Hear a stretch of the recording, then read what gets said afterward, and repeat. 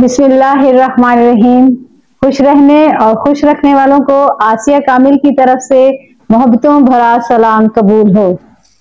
آج میں آپ کے لیے اپنا تحریر کردہ افسانہ خاموشی لے کر آئی ہوں، جو کہ پاکستان کے حالات و واقعات کی عکاسی کرتا ہے۔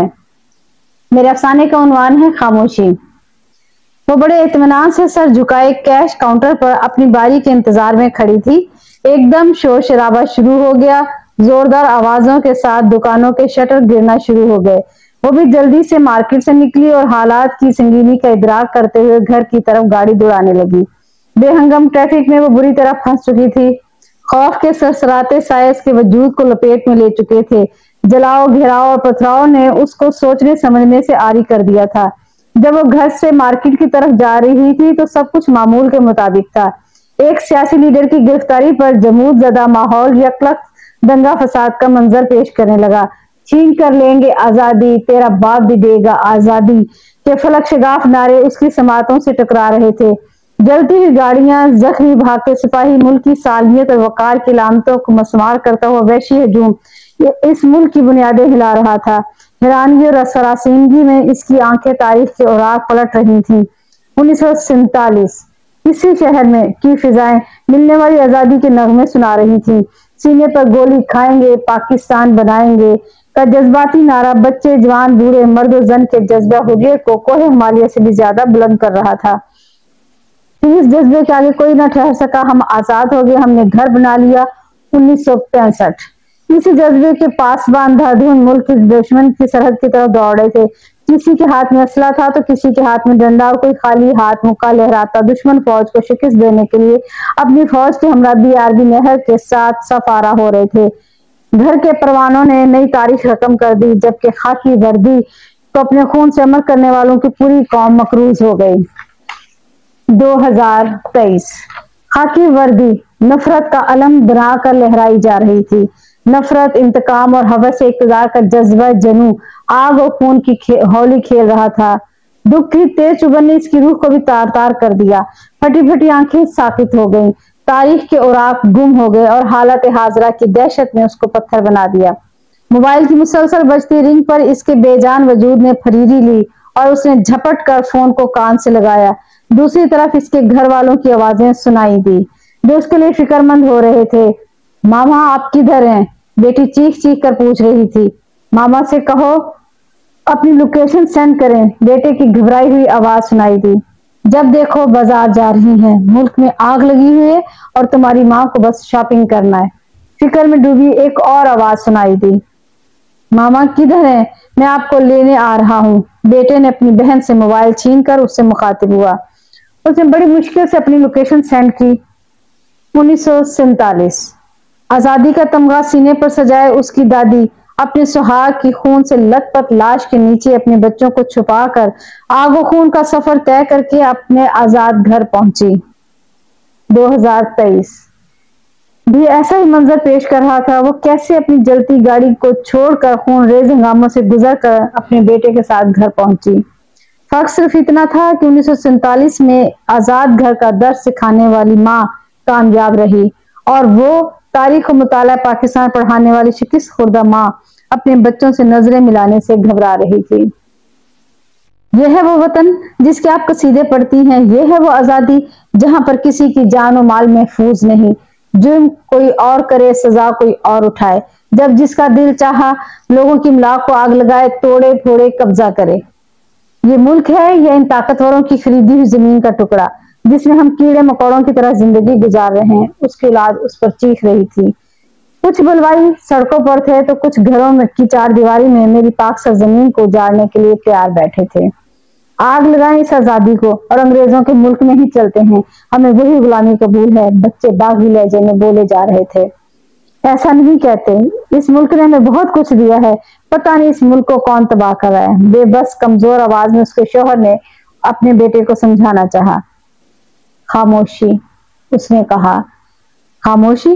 شوہر نے سوالیہ نظر سے اس کی طرف دیکھا، جبکہ بچوں نے بیزار شکل بنا لی۔ وہ کچھ سننا اور سمجھنا نہیں چاہتے تھے۔ خاموشی، ہماری 75 سال کی مجرمانہ خاموشی نے ہمیں اس حال میں پہنچایا ہے۔ یہ کہہ کر اپنے کمرے کی طرف بڑھ گئی۔ کمرے میں گہری خاموشی تھی، مگر اس کے اندر کیوں کا ایک شور برپا تھا۔ وہ تاریخ کی استاد تھی، قوموں کے عروج و زوال کو محض کسی کہانیوں کی شکل میں بیان کر کے وہ سمجھتی تھی کہ اپنے فرائض درسی بڑے احسن طریقے سے سر انجام دے رہی ہے، مگر وہ اور 22-23 کروڑ عوام اس ملک کے زوال کا اہم کردار ہیں۔ وہ تو اپنے اس خاموش کردار سے بے خبر ملک کی تمام تر زبوں حالی کسی خلائی مخلوق کے زمرے میں ڈال رہی تھی۔ مجھے اس بے حسی اور خاموشی کو توڑنا ہوگا، اس سے پہلے بے حسی کی خاموشی موت کی خاموشی میں بدل جائے۔ وہ اٹھی اور اپنے لکھنے والے میز کی طرف بڑھی، کاغذ قلم اٹھایا۔ آج اس نے اپنی خاموشی توڑنے کا عزم کیا۔ چشمے تصور میں بول رہی تھی اور کبھی نہ سننے والے بھی سننے پر مجبور ہو گئے۔ خاموشیاں ٹوٹ رہی تھی اور وہ لکھ لکھ کر بول رہی تھی۔ محترمی مکرمی، السلام علیکم۔ جان کے امان پاؤں تو کچھ عرض کروں۔ جب شعور کی عمر میں پہنچی تو ملک میں ضیاء الحق کی حکمرانی تھی۔ ضیاء الحق کے دیے مسلم نظریہ کی روشنی میں ہم ضیاء الحق کو مرد مجاہد اور بھٹو کو مغرب زدہ سوچ کا مالک اور وطن کو دو ٹکڑے کرنے والا غدار وطن سمجھتے تھے۔ آپ کے دیے ہوئے بیانیوں کی روشنی میں ہم نے شریف اور محب وطن لیڈر کا انتخاب کیا، مگر آپ کی توقعات کے مطابق یہ لیڈر ملک کی صحیح دیکھ بھال نہ کر سکا، حالانکہ آپ نے اسے 3 بار موقع دیا۔ پھر آپ نے پاکستان کو نیا بنانے کی ٹھان لی۔ آپ کی اس تبدیلی کی بیانیوں کو ہم نے من و عن تسلیم کیا اور آپ کے منتخب کردہ صادق امین کو اپنا لیڈر منتخب کر لیا۔ پھر 3 سال میں آپ کو احساس ہو گیا کہ صادق امین کی ذات سے پاکستان کو خطرہ ہے، جس کا عملی ثبوت 9 مئی کے واقعات ہیں۔ ملک کے ابتر معاشی صورتحال اور سیاسی انتشار سے بچنے کے لیے آپ نے مسلم سوچ اور لبرل سوچ رکھنے والے سیاستدانوں کے حوالے پاکستان کر دیا، مگر پاکستان کے حالات گزشتہ 5 سال میں ابتر سے ابتر حال ہو گئے۔ آپ نے پاکستان کے جغرافیائی حدود بنگال کا اضافہ کرنے والے حسین شہید سہروردی کو غدار وطن کہا، عوام خاموش رہی۔